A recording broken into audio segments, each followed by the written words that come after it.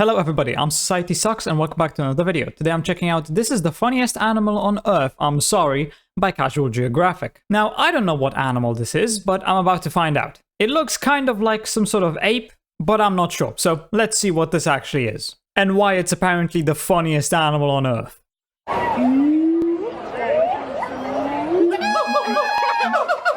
Show me someone who's never seen this with their eyes, and I'll show you a child that got left behind. The school system's failing, and this is proof. Did you know the average kid in America doesn't know about this harmonizing homunculus? Arguably one of the greatest gifts nature ever gave, yet they remain disrespected and unaccepted. Well, not today, you know. Someone has to stand up for this comic relief, rough draft, auditory onslaught of a primate, and you already know I will. I mean, that's a given. What is that thing that's like expanding on their neck? Not, they include gorillas, chimps, bonobos, i.e. chimps with a different R rating, and this guy. Oh my god. Together, along with humans, makes me think of like a frog. Great ape. The name only an ape could come up with. But along the way, someone got snubbed, and this is actually live footage of it happening. You are freaking great apes. Plus Mark. You know what I'm saying? Which I'm rocking with Mark because Mark is rocking with us. Yeah, gibbons got gatekept from the great ape lunch table. Science says it's because of their relatively smaller size, lower intelligence. Ouch. And real talk, I think they're just too goofy for the other apes to want to be associated. But being tailless means gibbons. Real talk, I think they're just too goofy for the other apes to want to be associated. But being tailless means gibbons aren't monkeys either, and instead got classified as lesser apes. That's already flagrantly flippant, but there's about 20 species of lesser apes. They're all gibbons. Apparently, this drunk toddler of an ape was such an affront to the family, folks created an entirely new category to put them in and slapped them with the lesser label. Well, I'm gonna argue this tiger taunting, vocal cord flaunting, terminally trolling, usually barrel rolling primate might just be the prime ape. Now, to be fair, gibbons are that one weird kid in class. They're like the missing link between apes and monkeys, but if evolution gibbons are that one weird kid in class. They're like the missing link between apes and monkeys, but if evolution went on a side quest. Gibbons break a lot of the rules of being an ape. They have low sexual dimorphism, meaning the males and females are about the same size. They don't build nests to sleep. They put in about as much effort as pigeons. They're monogamous, allegedly.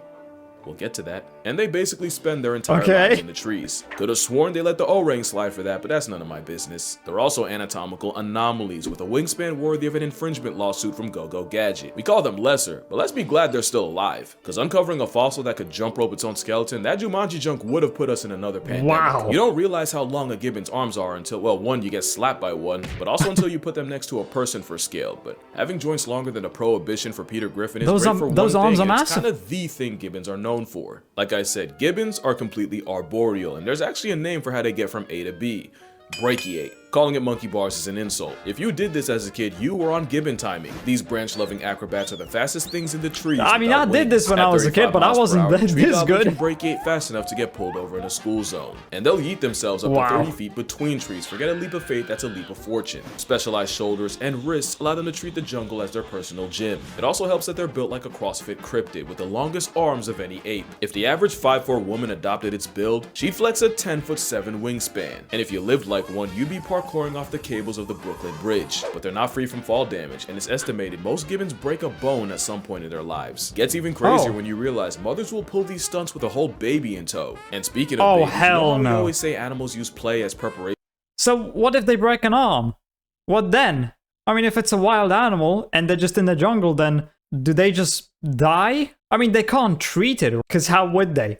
And swinging around with a baby? I mean, I would have expected that a mother which has a baby wouldn't be swinging around as wildly as when they're just alone, when they have no kids. For the life they'll live. Baby gibbons will not only learn to brachiate by chasing each other through the trees, they'll also intentionally let go of branches to catch themselves. But what even makes gibbons play a lifelong game of floor is lava? Well, like orangutans, they realize it's way safer to have your ops be gravity and time than touch tiger country downstairs and get murked by a feline. Fair. Because gibbons would rather run away than run a Gibbons are actually extremely territorial, and that, along with them having a 99 agility stat, is how you get the only animal alive that can vibe check a tiger and live. They're just taunting the tigers. It's mobbing behavior meant to drive away a predator using the power of parkour. He but just the pulled his execution tail. makes them move like Spider-Man minus morale. They're morale-less, but the These only things miles are is sick. how far they can drive a stripe delete button crazy. Show me a great ape that can taunt a tiger. Many have tried. Most have died. A whole apex predator and twig ninja just ear-pulled them like a delinquent. And they don't play favorites. Gibbons have also been recorded harassing clouded leopards getting too close, although I'm pretty pretty sure that one was trying to sleep and got hit with the long arm of audacity. Because if you think they only use their powers for protection, gibbons are the most unapologetic trolls in the animal kingdom. We told them they're the great ape's little brother, and now they made it their personality. No other way to explain this. Porcupines are better protected against lions than versus a tree-happy instigator. Even a so-called great ape can end up looking pretty stupid around a lesser. Gibbons are an impulsive thought come to life. They don't think it, they just do it.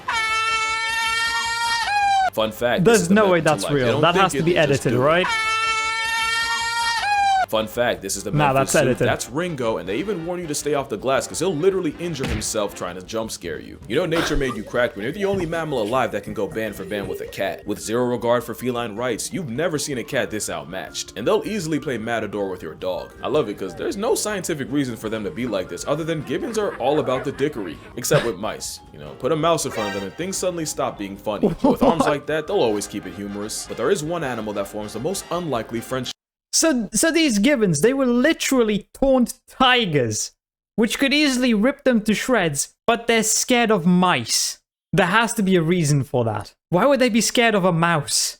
With them, or maybe not. Because on paper, gibbons and orangutans actually have a lot in common. They live in the same area code, they're both for the trees, and orangutan actually translates to man of the forest. At the same time, some, like the Hulak gibbon, have been affectionately nicknamed the little man of the forest. But their personalities are so opposite, they honestly belong in a buddy comedy. Gibbons are hyper-athletic, flyweight, and the fastest moving animals in the trees. Orangs are the largest, the mascots of stoicism, and yo, I swear they could talk, they just don't want to deal with taxes. Polar opposites, yet time and time again, wild gibbons and orangutans have been caught playing with each other. I like to think the fact that they don't compete for the same foods means they don't really have a reason to have beef, and a lot of zoos will actually assign them together as roommates. Another reason orangutans are chill like that. If gibbons suddenly get accepted into the Great Ape Club, I think you know who pulled the strings for them. And you think orangs would find a sentient sugar rush annoying, and that gibbons might find Bigfoot's understudy intimidating. But not only do they play with each other, they even trust each other with their own children. Orangs have quite the obsession with baby gibbons, and gibbons really be rocking with an infant Cheeto ape. There's even one gibbon in the Brookfield Zoo that'll leave his enclosure just to visit the orangutans next door. But there's at least one other ape gibbons bond with. In some places, wild gibbons will actually become habituated with humans to the point where they'll regularly drop by and groom their favorites. Galia was a Hulak gibbon who was famous because every day, she'd come down from the trees, hobble over to the locals, and provide a free hour-long salon service, starting with Bupeshwar Ningda, the man who protected her as an orphan. I don't know if I would trust that. Grooming is how gibbons reinforce social bonds in a family. Now it is bitter. I understand that they do this all the time, apparently, but I don't think I would trust a wild animal. I don't care how much contact it's had with humans, I wouldn't take the risk. Sweet, since it likely took her entire actual family getting put on a shirt for her to get to that point, and we'll get back to that. But I'd say that's pretty damn great for a lesser ape. Even dogs aren't immune to a gibbon act of goodwill. And now that you're familiar with them, I think we can go ahead and meet all the types of gibbons, or as many as my attention span will allow. This is a Siamang. They're the heavyweights of the gibbons at a whopping 30 pounds. They're the ones with that throat scrub, or as I like to call it, the chesticle. It does look like a scrotum. It's a pouch that works like an amplifier to broadcast their call. And clearly nature had an off day when it spawned a frog monkey that looks like one of Ben's 10. As much as I like them, this would be terrifying to have fly over your head. It's a reminder that even the comic relief of the apes could scramble your face if they really wanted to. But I think nature knew it animated Slenderman Shadow a little too well, because it went ahead and gave them the most unserious vocal stim you've ever heard. That doesn't sound real.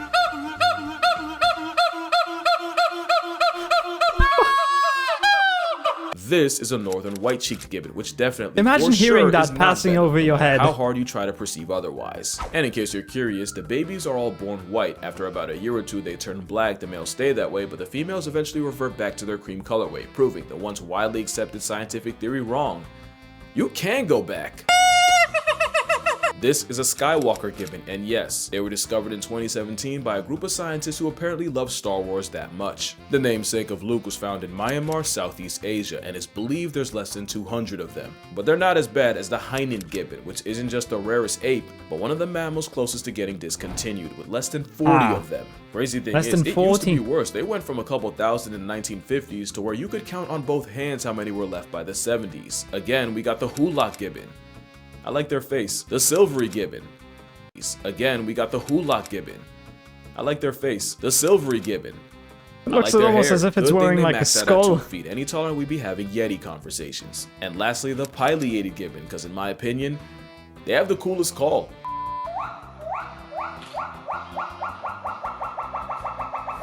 Sounds more like a bird.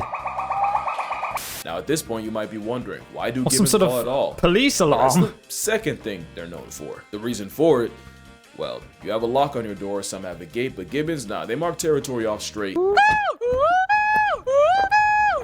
It's actually the same reason male lions roar, to tell outsiders that they best keep it that way. Except gibbons will often do it as a duet, and sometimes they'll get the kids involved and make it a family matter. And they'll usually do it in the crotch of dawn, and if you live next to a zoo with gibbons, you've definitely heard it. And remember, they're territorial, so if you hoot back at them, you might just end up going band for band with a broadcasting tree siren. Hey, yeah, post-production cashier, don't do that. Not only will you offend them, it's like showing teeth to a gorilla, but gibbons are capable of doing something about it. In 2011, a gibbon escaped a Malaysian zoo after being taunted and severely mauled a child, and while I will spare you all the details, I will say his mom had to carry pieces of his thigh in a plastic bag. The odds are low, but they're not zero. So Can you imagine how traumatizing that must be for both parties involved? The kid missing pieces of his thigh, and the mother having to carry pieces of her child in a plastic bag. See, this is why I wouldn't trust them. It's still a wild animal. yeah, best keep the singing to the gibbons. It's a big deal for them. They spend actual years of their lives perfecting it. It's very much giving albatross marriage dance. In some species, mama gibbon will help her daughters practice with their version of singing lessons where the daughter tries to match her mother's pitch. For male gibbons, they learn by imitating the male figures around them. After years in the lab, they're able to come together and make the sound you've heard in every movie's jungle scene ever. There's something about the fact that males and females spend years perfecting their songs, and when they do come together, the songs just fit each other perfectly. These duets become a verbal vow renewal as the songs help reinforce their pair bond. And that's the third thing gibbons are known for. They're the only apes that are monogamous. Can you imagine a gibbon seeing another gibbon and just making it work? No other ape, not gorillas, chimps, definitely not bonobos. And you know most humans ain't about that. Entanglements be damned. Except, yeah, about that. So the whole monogamy thing came from researchers watching a group and witnessing a couple only getting active with each other. Except what they didn't realize was by being around these gibbons constantly, the gibbons eventually got used to the people and would get way closer than they usually would. The problem is the other gibbons that weren't as chill with humans would see this and treat the human habituated gibbons like the plague and avoid them at all costs. Honestly, good for them. But if gibbons do mess around on their partners, the researchers basically block them from doing it. Also, any cheater can look loyal for the weeks or months the researchers spent watching them. So Ryan Palombit decided to study a gibbon family for 6 years, and this time, instead of habituating themselves to just one pair, pretty much all the groups in the area were habituated, meaning they could truly study gibbon free will. And when I tell you it was Real Housewives of Indonesia out there, I'm gonna tell you a story, but it will get messy, so I'm gonna need you to lock in or you will get lost. So it starts with 2 gibbon families. Each one had a sub-adult, basically a teenager, and one had a teenage male and the other a teenage girl. And we're still talking about gibbons. Both teenagers left their respective families, got together, and found a new territory to live in. And that's when stuff got weird. Cause the teenage guy gibbon also had 2 younger juvenile brothers, and for reasons beyond me, they moved in with Big Bro and his girl. To Palombit, that was already cause to pause, but it got wicked once the adult male from the female gibbon's original group, i.e. her father, disappeared.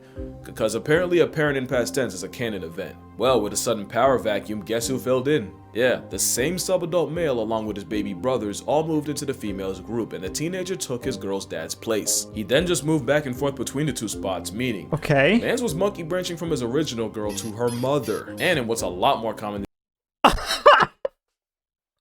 Oh my god. Jesus Christ. Bro wanted to check out the older model. than you might think, the mother and daughter had serious beef, and when things finally got too hot and the male had to pick a side, he chose the mother and fully moved in. The mom would have a baby that was likely fathered by her daughter's ex. As for the sub-adult daughter, that was the last time Palombit saw her. If there's a moral in this story, one way or another, Gibbon's gonna find a way to swing. This story, one way or another, if she leaves you for another, there is always her mother. Gibbon's gonna find a way to swing. There was also that time one in the Kujukushima Zoo in Nagasaki had people questioning everything after 12-year-old Momo got pregnant while being housed with exactly 0 men. They thought it was an immaculate conception. Folks thought she spawned Gibbon Jesus, until they did a DNA test and found the father was 34-year-old Ito. who thankfully was also a gibbon. They still had no idea how they did to do, until they found a 9mm hole in a steel plate between enclosures. That's 9mm. He really wanted that glory the whole time. We call He fit in that. He fit there. Oh my god. Really, we're not that much better than gibbons. I don't care what the literature says. They're great to me. Especially since we've probably done gibbons dirtier than any other ape. Remember Kalia? Well, not only did she lose her family, but after a kid taunted her with a slingshot and she finally bit back, the boy's father came after her with a shovel and she lost her life. This kind of thing actually happens a lot to gibbons. Not only do they get their homes knocked down and trees removed, a lot of times they get reduced to pets. It's to the point where virtually every gibbon is flirting with extinction. In fact, some like the hyena might as well be in bed with it. I don't like ending the video like this, but I feel like gibbons being so overlooked makes it that much easier for the atrocities against them to get buried. And if we don't lock in and spread the word, nature's one-man comedy special will be cancelled in our lifetime. But then again, does it not make sense for the comic relief to have the most tragic backstory? At the end of the day, yeah, it does make sense. You might not be a great ape, but you're still a great ape. But anyway, that's gonna do it for this video. Make sure you drink water, hug your mother, support your local gibbons, and one last thing to take home. But this is important. Always remember to...